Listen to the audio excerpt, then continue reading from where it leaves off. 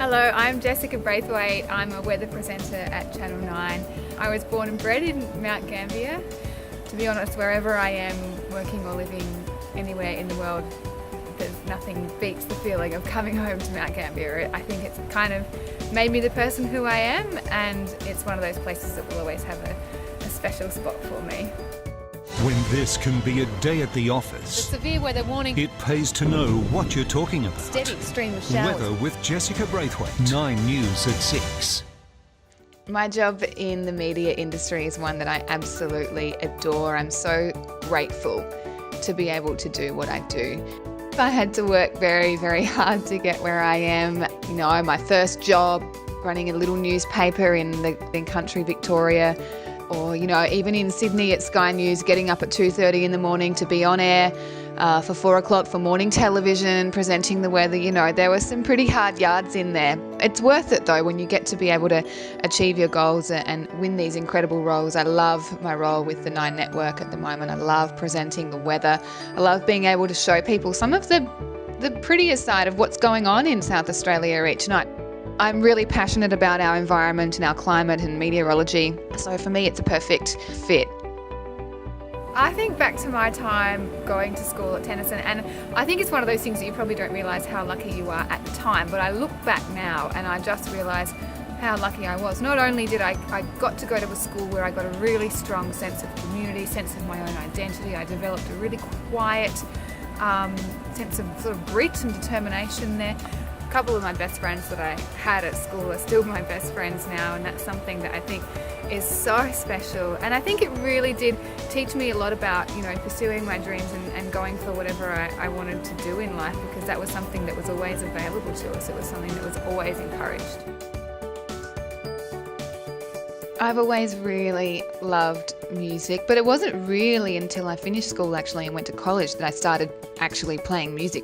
I kind of just figured out, taught myself how to play it, and started writing songs as soon as I knew, as soon as I was able to string a couple of chords together, I was off. It's a really exciting hobby for me. I love music so much, and I love the way that it brings people together.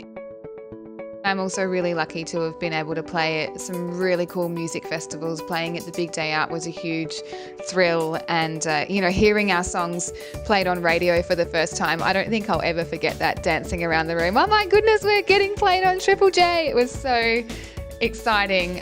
So music has brought so much to my life, and I think and hope that it will always be a part of my life. So my volunteer work came about kind of by chance. I was talking to my mum on the phone actually, and I was saying, I just felt a bit like I wasn't living enough. I wanted to do a bit more living and a bit more giving and just do something a bit more with my time on the planet. And my mum said, well, you know, your Auntie Sally is over at the orphanage in Africa. And I had forgotten that, so I wrote to her on Facebook and said I'd love to come and volunteer and help out in any way I can. And she said, when can you get here? Sally Digan was someone who I had heard about growing up. I'd always heard that my dad's cousin Sally lived in Africa and was running an orphanage, and I had heard about her but never met her because, you know, she's been in Africa for 30 years now. And it wasn't really until I met Sally and she picked me up from the airport with a couple of beautiful little girls who she'd brought along from the orphanage to welcome me. And I was like, wow, I saw her in her, what I guess is her natural environment now. Those kids, they adore her. They wouldn't be alive without her. She has shown and given so much.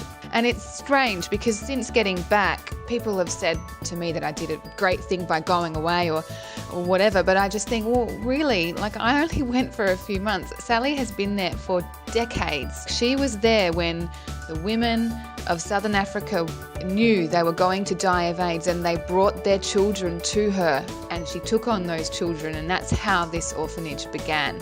And you know, that is just such an incredible story. She is the one who deserves the recognition. She is the one who is literally changing the world and saving lives every day. Absolutely incredible member of our family, and of course another incredible member that has come out of this school. I I hope that I'll be able to keep continuing and working with the kids in that orphanage, because it's just such an incredible thing to be able to do, to be able to give back and help in any way I can.